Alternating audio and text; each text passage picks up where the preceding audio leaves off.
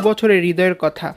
অশ্লীলতা কুরুচিপূর্ণ কাটপিস যখন আঁকড়ে ধরেছিল এদেশের চলচ্চিত্র শিল্পকে, তখন রুচিশীল শিক্ষিত দর্শক মুখ ফিরিয়ে নিয়েছিল সিনেমা হল থেকে। সেই সময়টাতে আশীর্বাদের ডাক নিয়ে আসলেন পরিচালক এস.এ. হক অলি। এই তৎকালীন জনপ্রিয় জুটি রিয়াজ পূর্ণিমাকে নিয়ে নির্মাণ করলেন হৃদয়ের কথা সিনেমাটি। এর প্রযোজনা করেছিলেন চিত্রনায়ক রিয়াজ। সময়টা 2006 সাল। সেই বছরের 18ই আগস্ট মুক্তি পেল হৃদয়ের কথা ছবিটি।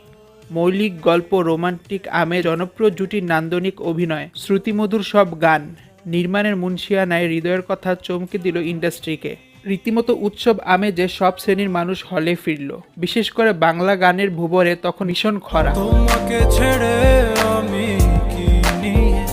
আধুনিক গানের যে জনপ্রিয়তা সেটি প্রায় হারাতে বসেছিল। ফিতার ক্যাসেট ছেড়ে সিডিতে ধাবমান হওয়া ইন্ডাস্ট্রি ভুগছিল নতুন কিছু গ্রহণের সিদ্ধান্তহীনতায়।